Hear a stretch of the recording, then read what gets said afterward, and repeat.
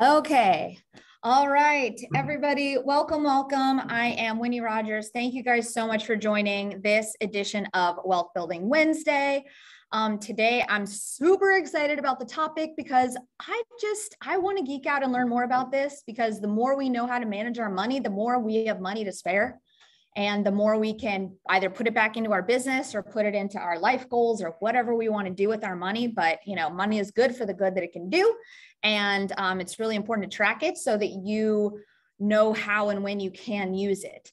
And so Wealth Building Wednesday is really, it's kind of just a passion project. I want to learn other ways to make money besides just in real estate. And part of that means ways to save money and ways to use your money wisely.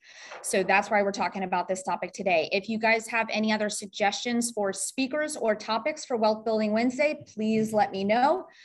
Next month, we do already have scheduled a financial advisor, Kinnison, I forget his last name.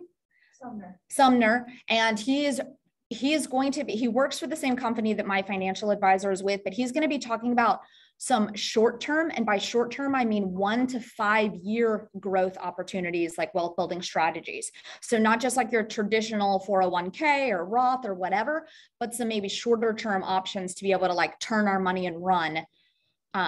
So, which I think is a cool thing. And I don't know anything about it, which is part of the reason why we're going to talk about it. So really, this is about figuring out other stuff that we don't know about and learning together. But I'm super excited to introduce Ryan. Ryan was introduced to me by my cousins who are KW agents in Atlanta. They've been working with him for years. The thing that I especially love about Ryan is that he already speaks our language. He knows the MREA chart of accounts. He knows costs of sales. He knows that some of us might have other ways that we earn income, and he works with us to make it like super streamlined so that we're following the MREA as much as possible, but also, of course, laws and organization and all that kind of stuff. So Ryan has his own business in Colorado, and I will let you take it away, Ryan. Thank you so much for being here. Yes, and thank you, Winnie, for that very nice introduction. I appreciate it. And thank you all for coming today. I understand you got some bad weather coming your way, so I do appreciate your time today. And hopefully you guys all stay safe out there. Anyways, just briefly on my background, Winnie touched on it. I've been doing this, my own small business for about the last 3 years. I do all small business bookkeeping, consulting, payroll, and prior to that, I worked for another small company that we did small business bookkeeping, accounting, and worked almost exclusively with Keller Williams agents. So I've been working with and helping Keller Williams agents close to 10 years now. So as she mentioned, I know a lot of the language. I can help set up all these kind of things for you. So besides that, I just go ahead and jump in here. To the overview. This is what we'll be talking about today. And I just want to mention before we get going, if anyone wants any of these slides or screenshots, just feel free to email me after the presentation and I'll send them over. I can send you the whole presentation if you want. That way you don't feel like you have to be writing down all this stuff as we go through it. Okay. Hold on 1 second, Ryan. I totally switched. I pressed the wrong button. Okay, now we're better. Sorry. Okay, we did it. Thank you. Right. We're good. Okay, so here's the overview. These are the 4 main topics I'll be hitting today. First is going to be talking about separating your personal and business income and expenses. Second, we'll go into what is a business expense and some common business expense for real estate agents. Thirdly, we'll talk about what a profit and loss statement is and how do you get one. And lastly, we'll go over some common types of small business structures. So you can kind of see the pros and cons of each and decide for yourself what works best for you. All right, so first topic, separating your personal and business income and expenses. Why is this so important? This is going to be the foundation that leads to everything else that you do for knowing your numbers and running your business, okay? When you commingle things, you start getting a muddled and unclear picture of what your actual business is doing, okay?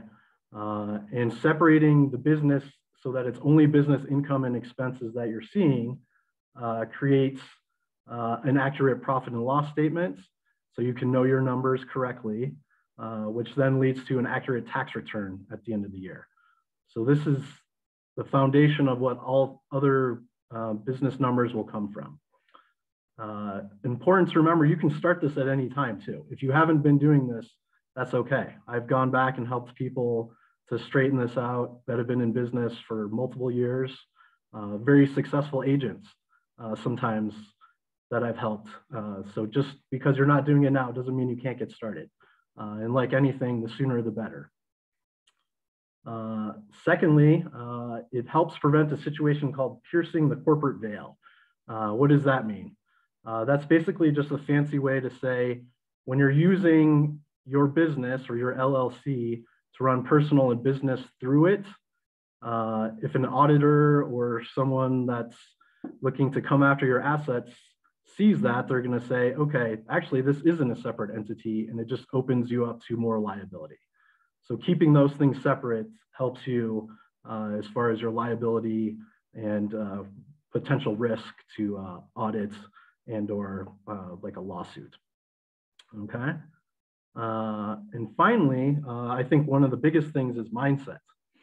When you're treating yourself as a business separately, you're going to run your business more true as a true business, right? You see yourself and your business entity as two separate things, not the same thing.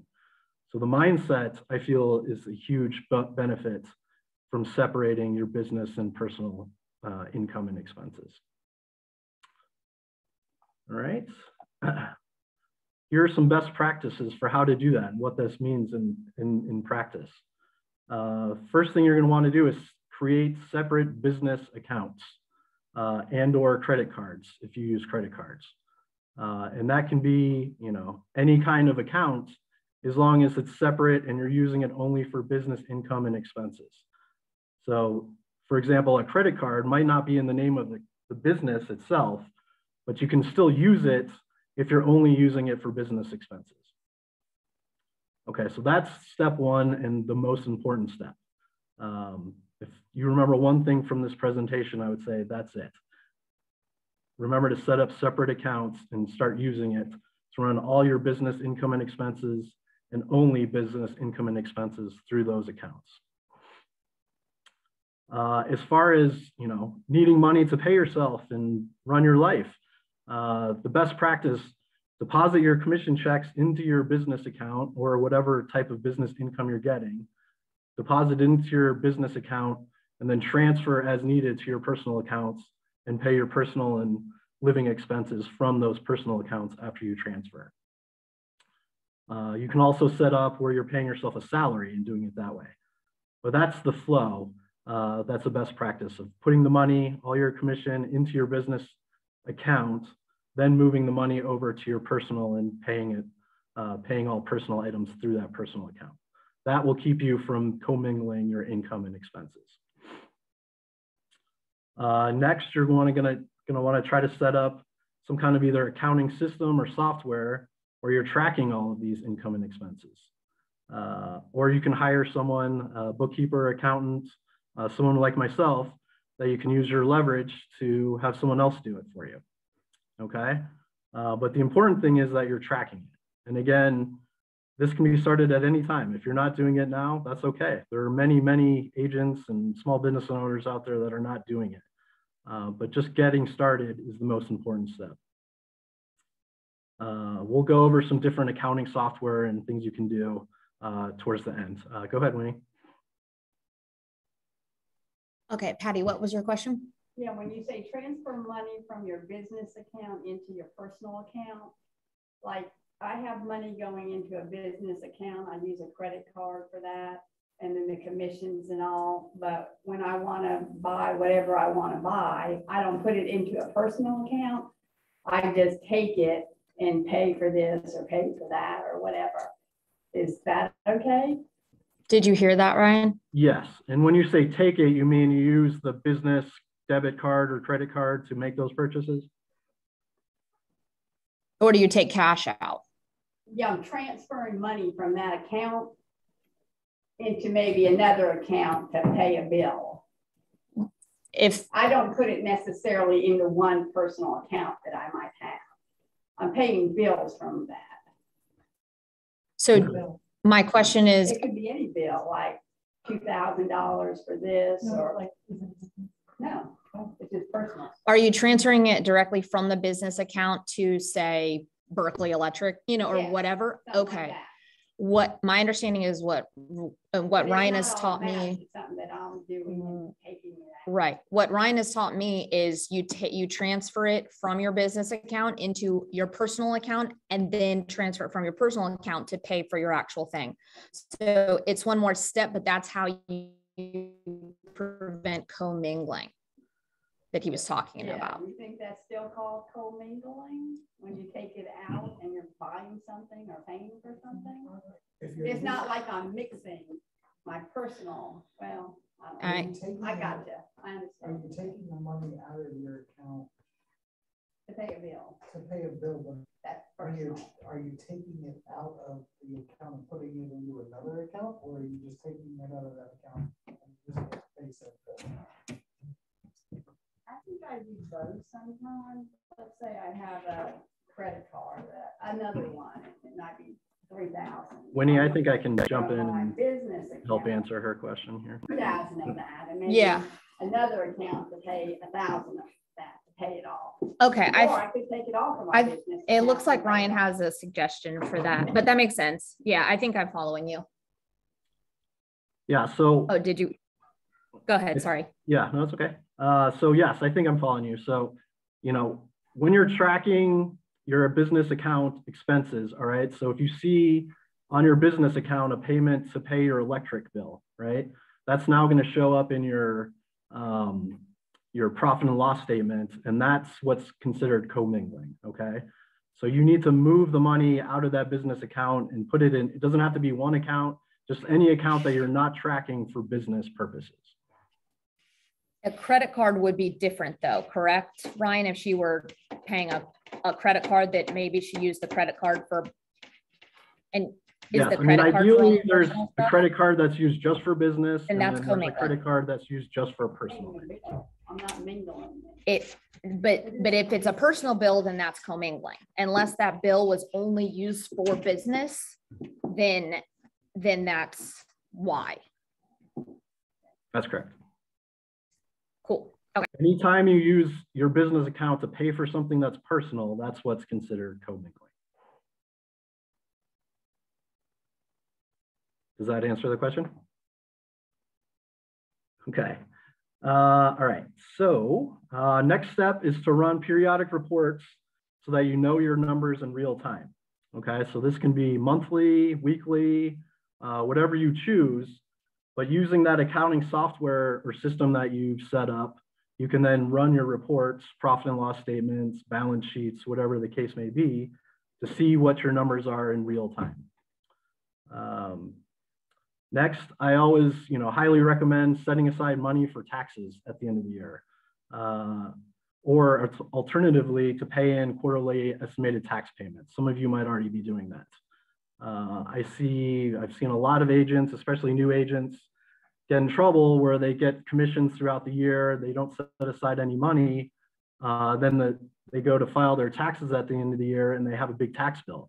And they say, well, I've spent all that money. I can't pay this, but the IRS doesn't care, unfortunately. They're taxing you on that income you made throughout the year.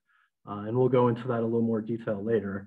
But just remember, when you get a commission check, really it's not all yours. Part of that is going to the IRS and to the state tax authority at the end of the year. So that's really a key best practice, especially for new agents. And lastly, track your business mileage. Just get in the habit of using a tracking app. There's a whole bunch of them out there. I'll list a few here at the end of the presentation that you can use, but it's just the habit. Whenever you're going out to meet a client, going to show homes, having a client dinner, anything like that, you want to track your miles. Those are all business miles. One note is driving to the office each day, your commute is not considered business mileage. So that's just one thing to keep in mind. But otherwise, like all things, it's just getting in the habit of turning on that tracking app when you get in your car. So you have a record at the end of the year that you can easily either use yourself to file the taxes or give to someone else. Yep. Go ahead, Winnie. Dakota. Okay, so I was told by my person that the first drive and the last drive of the day does not necessarily count. But any other drive in between, you can technically count as long as it's business related. And that does include driving to the office and or back from the office. Any thoughts on that, Ryan? Did you catch that? I did, yes. You know, I mean, first and last is typically going to be, you know, going back and forth to the office. You know, I know not always. I've always been taught that the commute to and from the office is not a business deduction. However, question, if you work strictly from home and that's your home office, then coming to Keller Williams office and returning is an expense. Yes, if you don't have your own office at Keller Williams or, you know, outside the house, correct. Cool. Can you spend a little more time and clarify that? Clarify. So, okay. So if you're. So we're all paying like a Keller Williams office fee, obviously, but not all of us are then renting Keller Williams office space. So I guess I just want to make sure that I have a solid understanding of what mileage I can count. Yes. So if you're not renting space at Keller Williams, like that's not an office you go to where you have your own space, then driving in for something like this would be considered business mileage. The daily commute is if you have your own office that you're driving to daily, that's not considered a deduction. Is that clarified? Office or not? Does it matter if you've declared your home office or not? No. So just to make sure I'm following, the distinction then is whether or not you're renting office space from Keller Williams. That's what the... Yes, or any other office space. Sure, doesn't have to be at Keller Williams, but yes. If you have an office space outside your home that you go to daily or on a regular basis.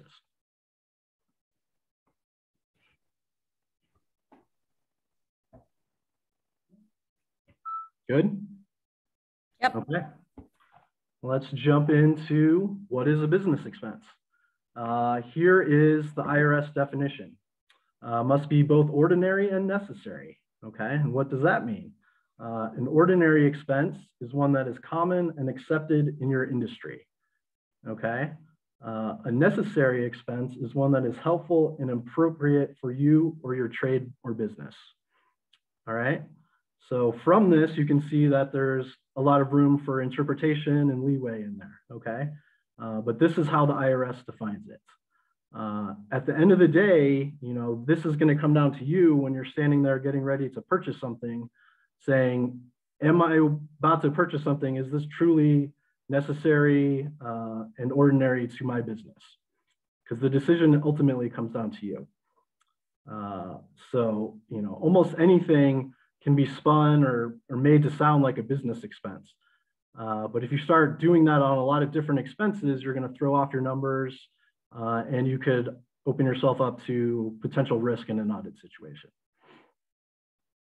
Okay, so that's the IRS definition of what a business expense is. Let's look at some common business expenses for real estate agents. A lot of these will look familiar to you from the chart of accounts if you guys are doing P&Ls now. Business mileage, we've already talked about. Just so you know, the rate on business mileage this year, it's 58.5 cents for the first 6 months. And they just increased it 4 cents for the second 6 months of the year to 62.5 cents since gas prices went so much higher. Let's see, what else? Closing gifts is one I get a lot of questions on. Per the IRS, the limit is $25 per gift. I realize that that's kind of insane when you're selling someone a house and earning a huge commission or even a small commission. That's where I recommend a lot of times getting branded gifts that you can give out at closing. And those, if they're branded, you can use as marketing expenses and claim more than $25. So I know a lot of you are doing that already. I have a question about that. Can you do like almost like a separate line item under marketing, but that essentially is gifts, so that you can track that separately? Yeah, absolutely. So, you know, on a chart of accounts, adding accounts and adding line items, your chart of accounts is personalizable to you, okay? So you can make it fit your business, so you can read it and see it how you want. That makes the most sense to your business. So yes, when you go to file the tax return at the end of the year, they're all going to be lumped together anyways, so there's not going to be that separate line item. It'll all be under lead generation. So that is really just more information for you. Go ahead. We have a question. Mm-hmm. So can gifts and pop buys and things of that nature be considered a marketing expense? I personally don't necessarily buy leads, but I spoil a lot of people, so I kind of buy leads. It's like if your stuff is branded on it. So even if it's not, that's just a $25 cap regardless. I need to stamp everything. Yes, put your sticker on everything. Okay, that's fair. And again, that's the IRS definition, $25, okay? That's what bogus does. Yeah. Well, I mean, if you do like inexpensive pop buys, then cool, maybe mark it as gifts. But then, I mean, closing gifts, I would say like a closing gift, like do as much as you can market it, and then like one thing that's $25 not marketed. I don't know. That's like not every, yeah. If it's a gift bag of some kind, like not everything in there has to be, you know, necessarily branded. But you know, if you're showing, you know, some of it is like branded in there. I think you're much safer. Yeah. What if your box is branded and everything in it, or maybe the items in it aren't? Okay. You know, and the box is usable. Again, it's going to, you know, how much is the gift? Is it, you know, really expensive? You know, most of these things you can actually put under marketing expenses anyways and just claim as lead generation. You know, it's okay, cool. Cause that's what, you know, like I even do some of them as office supplies, like say the crinkle paper or whatever, like that kind of stuff. Like that's an office supply. It's not really a gift. Nobody's excited to get that. Yeah. But it is necessary. Yeah. So is there any reason to categorize for IRS purposes, not for, I feel like there's kind of two things here that we talked about. So I understand maybe for your own purposes, tracking what you're spending on gifts versus maybe like mailers for marketing. But for IRS purposes, just to simplify, is there any reason not to just categorize all of it as marketing then, as long as you're branding those? Yeah, I would put it all under marketing if it's branded. You know, gifts, I don't think you need to have a separate line item. There is one on the tax return you can use, but you don't have to. You know, I've had agents that, you know, do all their gifts and stuff listed under marketing and file their returns that way. Again, it's only ever going to come up in an audit situation, right? So, you know, when you go to file your tax return, the IRS is going to accept it, whether or not, you know, to get to the point where they're actually looking at what's in your gifted box to say, is this okay or not? You know, that's something that's very rare and would only come up in an audit where you're having to justify what your expenses are. Does that answer your question? Yes, thank you. Okay. Some other things on here, payroll, you know, is a big one. If you have employees, contractors, software, all your business software, absolutely. Business meals almost always are 50% deductible, okay? So when you go take clients out, if you take employees out, if you're having an office, you know, dinner, those are 50% most of the time. I guess, yeah. So those are kind of some of the big ones. Like I said, if anyone wants a copy of this, I'm happy to email that to you afterwards. All right. Any other questions, Winnie, before I move on? Okay. All right, let's talk about a profit and loss statement. What is a profit and loss statement? You might also hear it referred to as an income statement. These are the same thing. Oh, go ahead. No? We just had a question about clarifying business telephone. Yeah, that's your cell phone. What do you mean? Or what question did you have about it? Oh, okay. What do you claim for your business telephone? I claim my cell phone. Most agents I have talked to and work with claim their cell phone.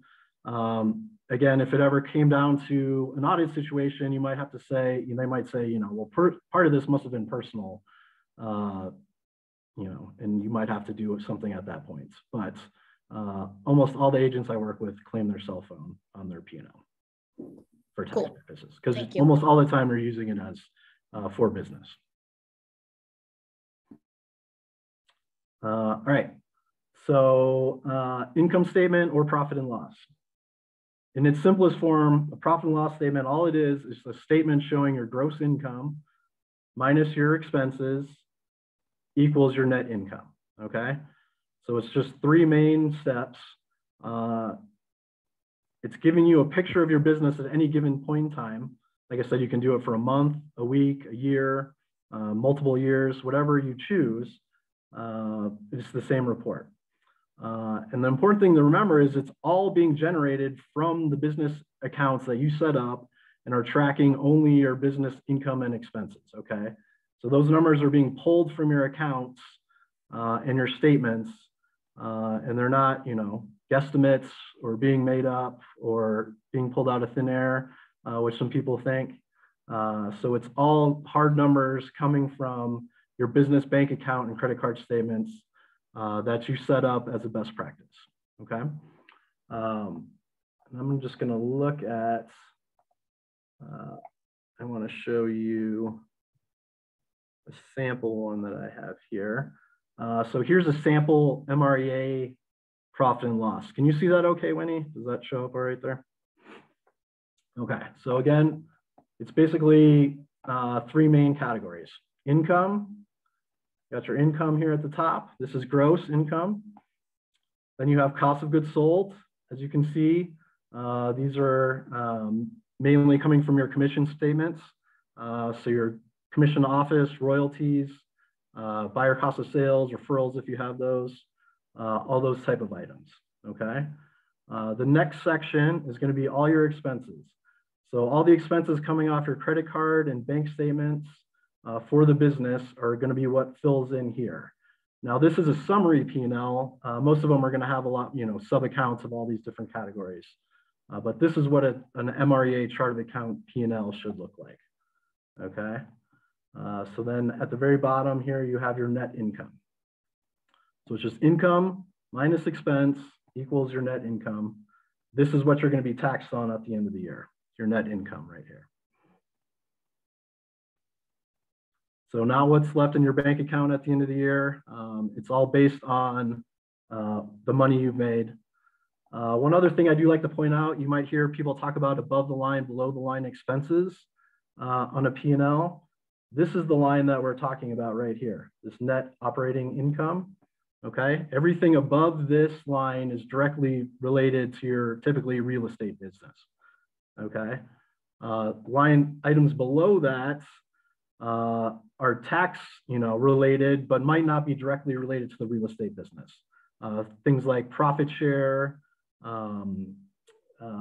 vendor supplier income, you know, if you have a salary you're paying yourself, typically we put the officer salary below the line. Those are just some different things. So when you hear that, that's the line they're referring to. So this is, in its simplest form, black and white, your numbers, okay? And this is something that you want to be looking at, you know, I recommend at least monthly, but that's how you know your numbers, this statement right here. Okay. Any questions on that, Winnie, before I jump over? Okay.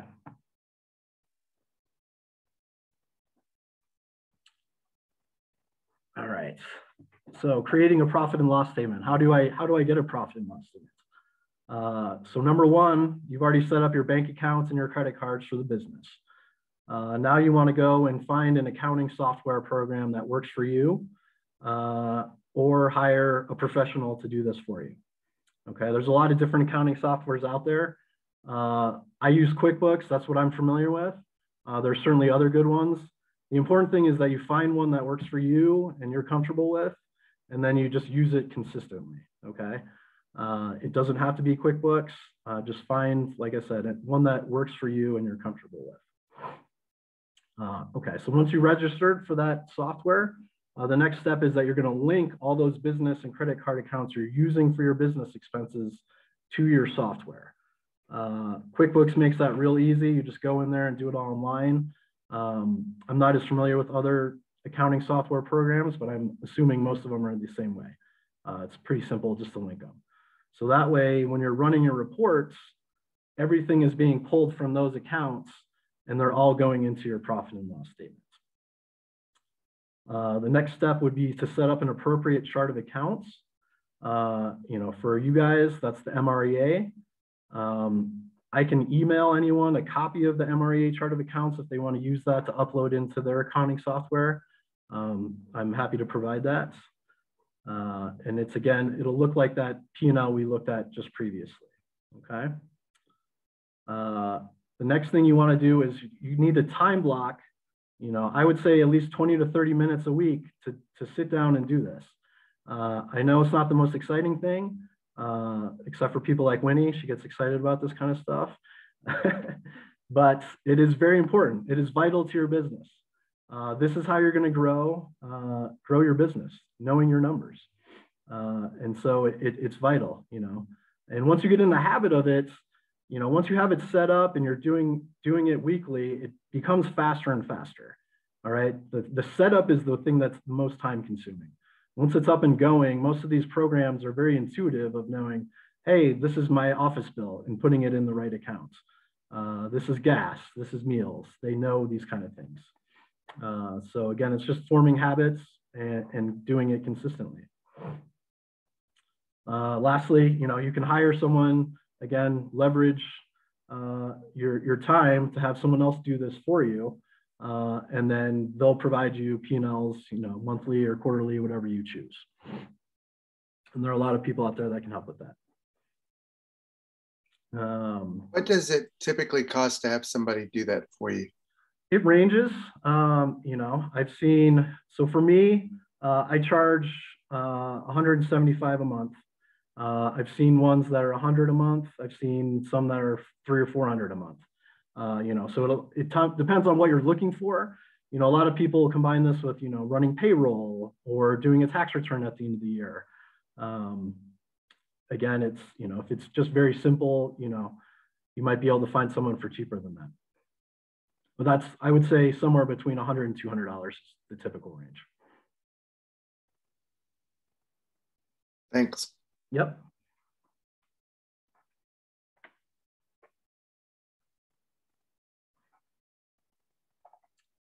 All right.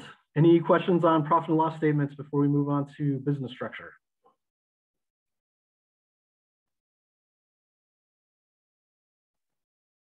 Nope. Okay.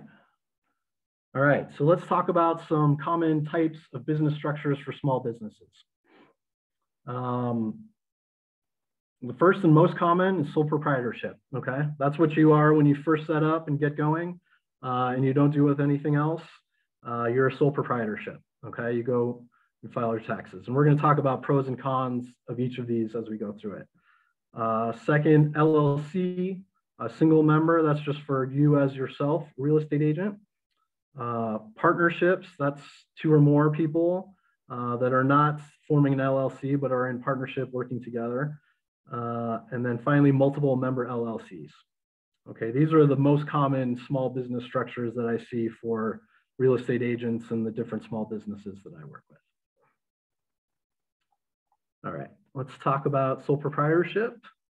The pros, mainly it's easy and fairly cheap to set up. In South Carolina, you can get a trademark for a business name, a DBA, for $15, okay? You go on the Secretary of State website, register, you got to search to make sure that name's not being used already. And then you can go and create a separate business account using that DBA name and do all the things we've talked about already. It doesn't require any additional reporting or tax returns. Some of the cons, you don't get any of the liability protection that you'll get with an LLC.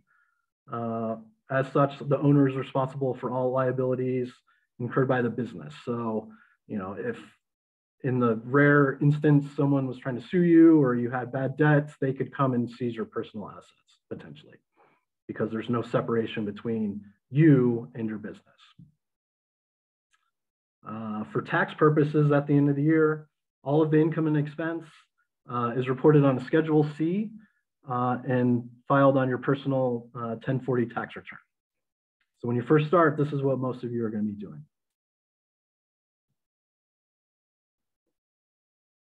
Okay, so that's a sole proprietorship. Let's talk about an LLC, single member. So the benefits of that. You are now protected where you have limited liability. The entity itself is responsible for all debts. So if anyone were to come after you for, again, in a lawsuit or something like that, your personal assets are separate from the business. But again, this is where it's important to keep those business and personal expenses separate, because if you're commingling both and someone goes and looks at it, a lawyer or judge, whoever, they could say, well, actually, they weren't treating it as separate, so why should we? Okay, and you can lose that liability protection. On the single member LLC, all the profits are still passed to you, the owner, and paid on a personal level. Okay, the business itself doesn't have to pay its own taxes as an LLC. It's often subject to state tax. So in South Carolina, they don't have an annual filing fee for your LLC, which is nice, but you are subject to a tax on your net profit. The cost to set up one there is $110 online. Okay, you can do that directly on the Secretary of State website, or you can hire someone like myself to help you do that for you. Okay. Initially, single member LLCs, when you first set this up, are still going to be treated as sole proprietorships. Okay, so you create an LLC and start running everything through it. It's great. Just so you know, for tax purposes, the IRS is still going to see you as a sole proprietorship, meaning you're still going to have to file a Schedule C, and all your income and expenses are going to be listed on that Schedule C, even though it's going to and through the LLC. However, LLCs can elect to be taxed as an S corporation, okay, which then requires a separate business tax return, which is an 1120S. The company profits are still going to flow back through to you, the owner. It's considered what's called a pass-through entity, meaning all the profit flows back to the owners. So you'll get a K1, which is called a K1, showing what you made from the company, and then you still report that on your personal return and pay taxes at the personal level. And we'll talk a little more about S Corps here in a second. But any questions on that? Okay. This is, I would see, the most common, what folks that I work with and other agents I've seen do, this is what the typical setup for them. Okay, partnerships. Partnerships, kind of like a sole proprietorship, it's pretty easy to set up. I believe the filing fee is only, it's only $10 in South Carolina. It does, typically require some kind of operating or partnership agreement that spells out, how the income is going to be distributed, who's responsible for what expenses, if it breaks up, all those kind of things. So there is that extra step when you do it. And it also is going to require a separate tax return, which is called the Form 1065. Similar to the S Corp, the 1065 will issue all the owners a K1. The K1 you take to use on your personal tax return, and you pay your taxes at the personal level. No taxes paid at the business level. All right. And then finally, we have multiple member LLC. So Exactly like a single member LLC, you're going to get the same liability protection. The profits and losses are still all passed to the owners. Again, you're subject to a state tax for the LLC in South Carolina. The filing fee is the same.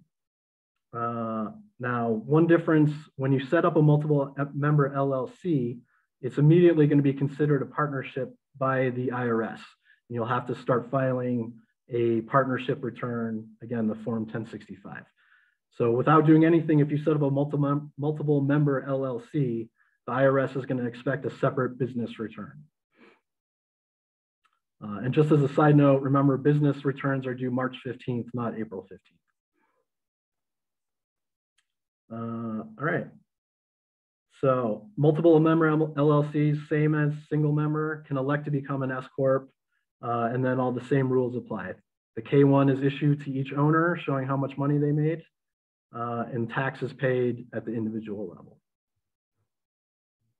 So that's a multiple member LLC. All right, again, those are the most common ones that I see and with agents that I work with.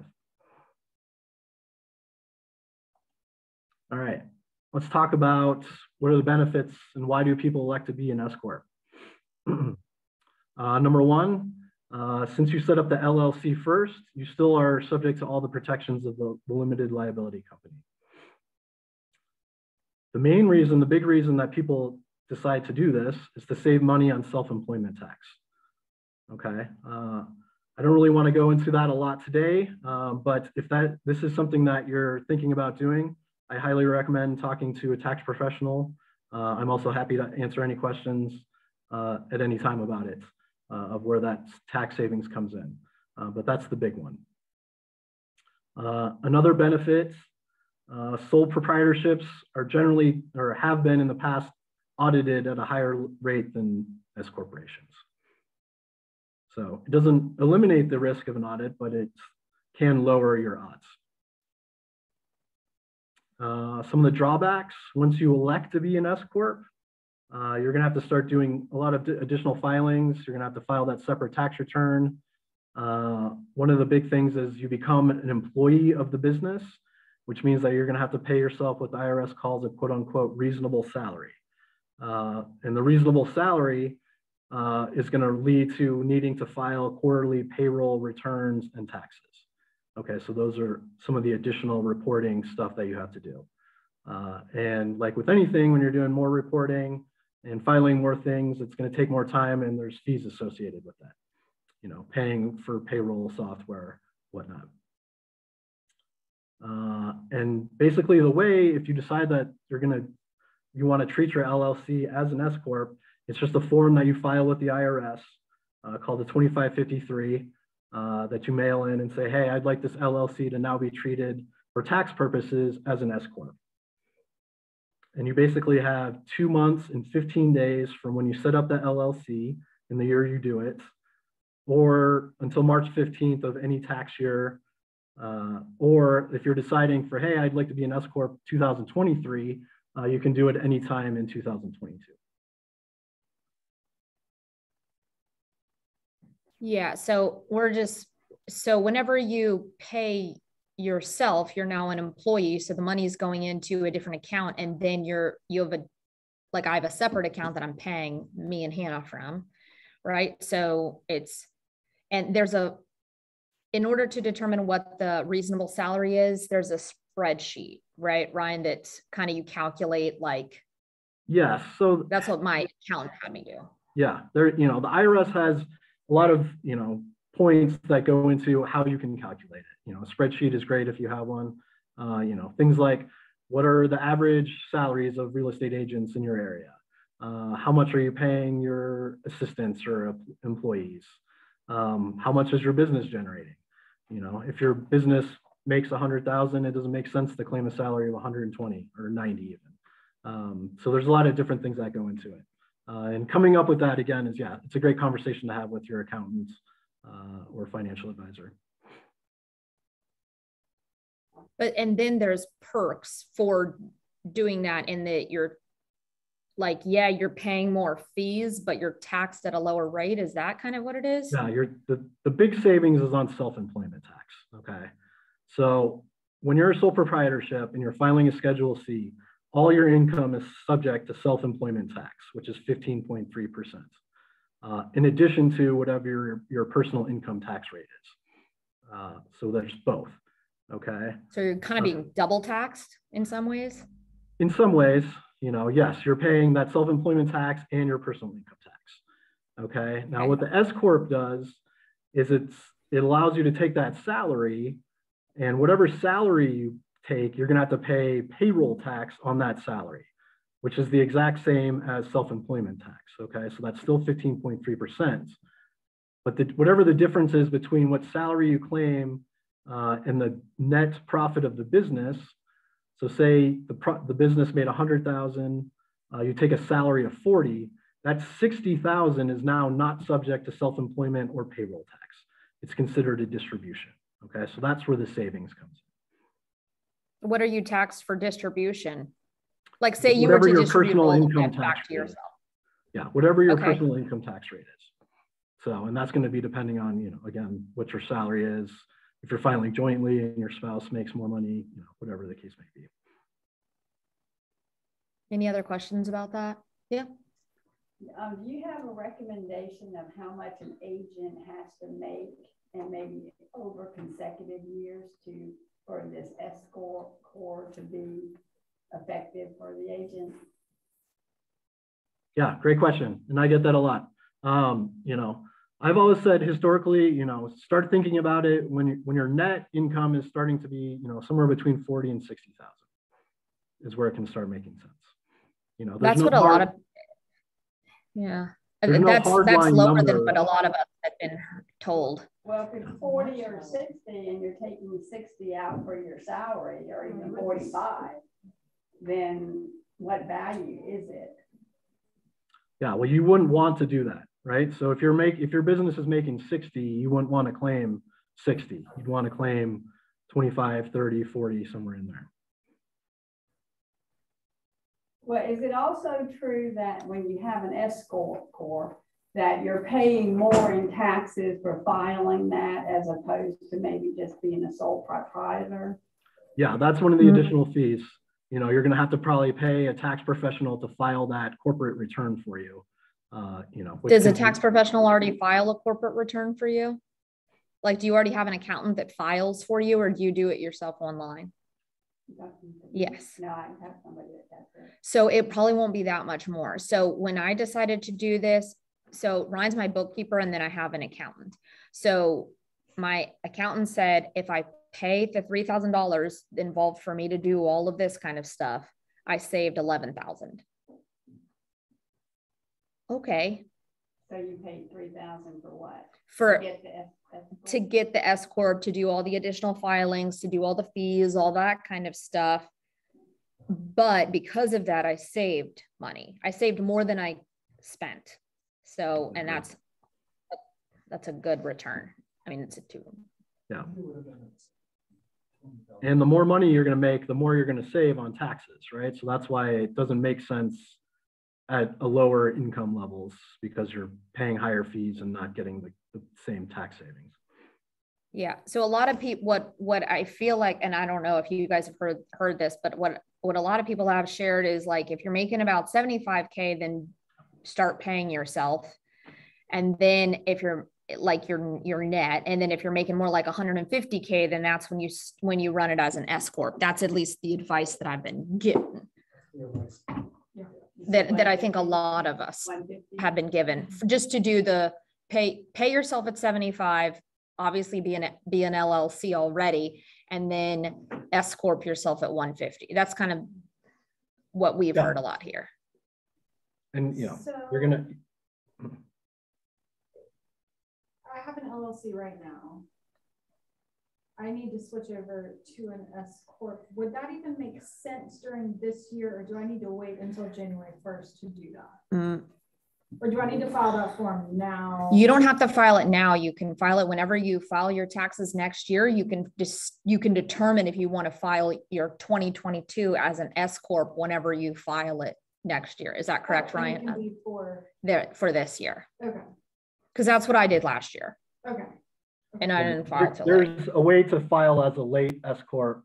You know, it requires a letter to the IRS to say, hey, I'd like for 2022 to file. That's exactly what I did. Okay. Yes. Okay, cool. But typically you're going to want to do it, you know, if you're thinking about doing it for 2023, I would do it now or before the end of the year. But you have until March 2015, or excuse me, March 15th of 2023 to decide for 2023. Okay, that makes sense. And your accountant does that filing. You don't have to, like, you have an accountant, right, Celeste? Yeah, so your accountant will do that filing. You won't have to, like, that won't be a you thing. That'll be a them thing. Cool. Any other questions about the S corp and stuff? Cool. All right, guys. You know, here's just some additional resources for you. My contact information, like I said, if you have any questions, want any of this material that I've gone over today, feel free to reach out. Here's my email address, my phone number. I offer free consultations on all this stuff if anyone wants to talk about it. I know some people don't like to ask questions in front of a big group. So, you know, feel free to fire me an email or shoot me a text message, call, whatever. That's what I did first was I feel like I like grilled you. I mean, you know, just because I was like, boom, boom, boom, like a whole bunch of questions first. And I was like, I liked that he spoke all the same words that we speak here. Like I can say DA and he knows what that is. So we put our DA in a Google Drive and he pulls the DA and then takes out my cost of sales and my royalties and stuff like that. Like, boom, my last dude didn't do that and he charged more money. So like, I was happy about that. Yes, you did grill me, Winnie. I won't forget that. Thanks. Celeste had a question. I have a kind of a general question. It's not about S corp or LLC or anything like that. I recently purchased a vehicle and paid cash for it. And I was chatting with my accountant about whether I want to do like a full deduction of the entire vehicle or take just standard, like the standard deductions. And he mentioned something about it maybe not making sense because I couldn't take, you can't double dip. So if I take it all for this year, then I can't do anything moving forward with it. So you can't like do mileage, you mean? Well, and so that's my thing. Can I do mileage? I mean, I don't have a car payment. So You can do mileage. yeah, like I can do mileage and expenses, but I can't, like, I'm curious why would I not take the big write-off This year? The depreciation of it. Well, but it would be a better thing to offset my income this year. What do you think, Ryan, or is that more of a CYA thing? Yeah, I mean, so it's going to help you in this current year, right? But then you're going to have less that you can write off in future years. So I always, you know, advise people if you're going to have a car for a few years, you know, the better long-term deduction is going to be to not claim the depreciation all in 1 year. If you're expecting a huge tax bill and you're worried about it this year, then it makes sense to claim that whole depreciation right off the bat. I'm very worried about it. Yeah, she's having a banner year. Yeah, so right. There you go. That's what we like to hear. So can I just ask a follow-up question about that? So basically you can write it all off now, or you can claim it as depreciation and it'll basically be like little increments every year. Is that kind of the main difference? Depreciation is what you're doing up front. That's the big write-off. And then if you don't do that, then you can, you know, you have your choice of claiming actual expenses each year or mileage each year. Oh, and you would want to, mileage is definitely going to be better than actual expenses. Yeah, mileage is almost always better for sure. So if she writes off the whole thing this year, she can still do mileage and everything else the following year, correct? I would check with your accountant on that. Follow up with your accountant on that. I think there's a penalty for taking that huge depreciation in the first year. Oh, okay. So the penalty. So maybe that's where the difference is. But it also depends on the growth rate. Not yet. She I mean, it's on the vision board. He's asking if she bought a G-Wagon. So 6,000 pounds. I also have one other question related to vehicles. Okay. I was in broker class last week and we were talking about some of the legality stuff, and a lot of people were saying that their business owns their vehicle and that they sold their vehicle to their business for $1. So that liability wise with LLC that they were protected. And so that, and by the way, don't put your name on your vehicle because then people can go after your business because they know that you're a business owner. My sponsor in Illinois, she buys the vehicles under her business name. She co-signs for it. Yeah. Do you have any advice on having it in your business name versus your personal for like a liability? It's for a liability.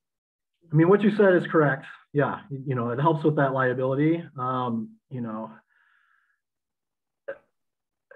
the only thing I'll say is like getting into these big vehicle purchases and moving stuff around, you know, it can be a flag to the IRS to say, you know, hey, maybe I need to take a little closer look at this. Okay. Not always. But if you're doing everything else on the up and up, then yeah, if you have good books and clean books, then you're great. Yeah. Okay. So that would just be something in terms of like really protecting yourself from a liability standpoint as it relates to that. And as long as the rest of your finances are squeaky clean, then, you know, then maybe, yeah. Which obviously. You need more instructions. Yeah, you do. But it's probably cool. Okay, we're gonna let Ryan keep on going, and then we'll ask because we're getting close to the end. So go for it. Okay. Well, just the last couple of things here. The Secretary of State website, if anyone's interested in setting it up themselves, they've got a great website where it's all one place where you register your business and set up all the different business license and stuff that you need. I've also listed here some common popular accounting softwares.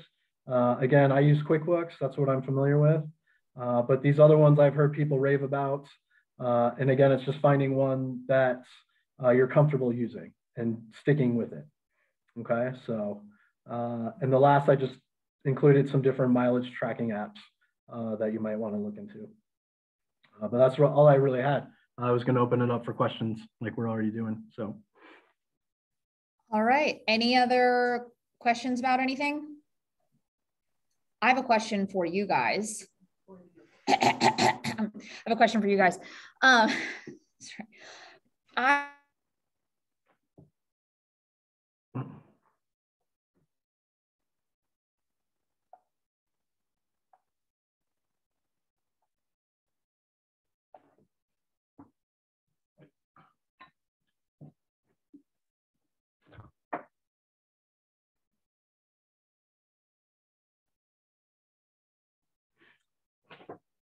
Can you hear me? You just froze. I can't hear you any longer. Not sure if you can still hear me. I can still hear you, Ryan, but I can't. The group froze for me too. She froze for you as well? Okay. Yeah. I'll text her real quick.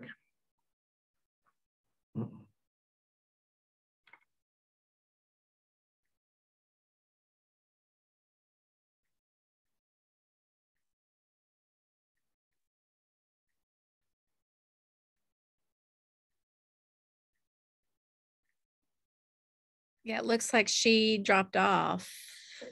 Okay, I'm going to shoot her a text real quick, see if she can jump back on. This has been great, by the way, Ryan. Thank you. Oh, thank you. I appreciate that. Do anyone that's on Zoom have questions right now for me? Are you just using, should we just use that typical MREA P&L? Is that the best thing? Yeah, I like to start with that as the foundation, right? Start there and then customize it as you see fit to your business, you know, which I've helped a lot of people do. So, you know, if there's a certain type of marketing program that you use, I like to break that out as a separate line item so you can see what you've paid for that specifically and track that throughout the year. Okay. Ryan, I have a question. One thing Okay. that came up, especially before the group jumps back on. So I'm a relatively new agent. I've just filed for my first year, actually ended up filing late. So I'm just now wrapping up my 2021 return. Okay. And I gave my accountant my 1099. Okay. And then I summarized my expenses. Okay. But I did not pull each of the DAs and break out the royalties and everything like that. So now I'm worried that I've left money on the table. Would my 1099 have reflected? Yes. So that's those actually a great royalties question. Paid in? Yes. So your 1099 is a number that's calculated after all those come out. Okay. So you wouldn't have missed any of those commission fees. Okay. Adding the DAs back in is all that's doing is just giving you a better picture of the business for your tracking purposes. Perfect. Okay. Perfect.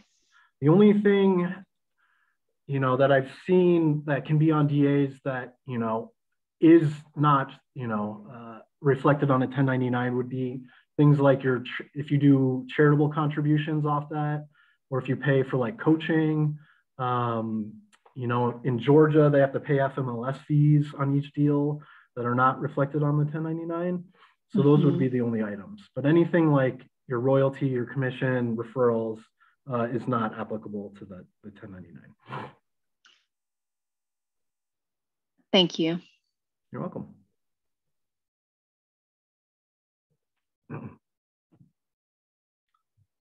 All right, when he said that they're trying, I guess their computer went down and they tried to get back on, but I don't know if they're going to be able to.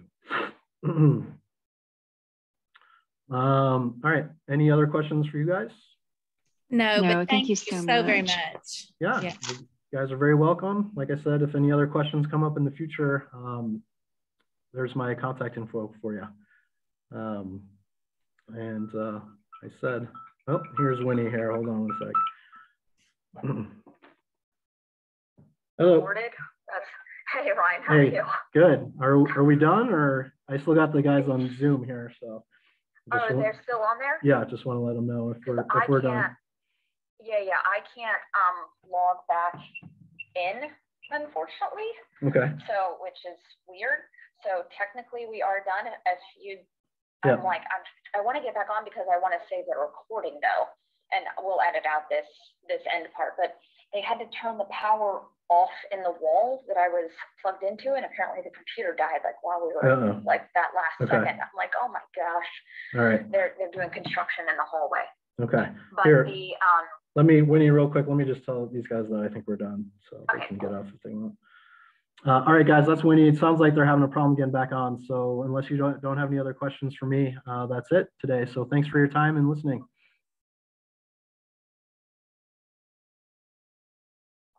And it looks like we do have the recording, so that makes me happy. Okay, great. Cool. Thank you so much. I'm sorry about that ending. Yeah. So anticlimactic. You got to be ready to adapt.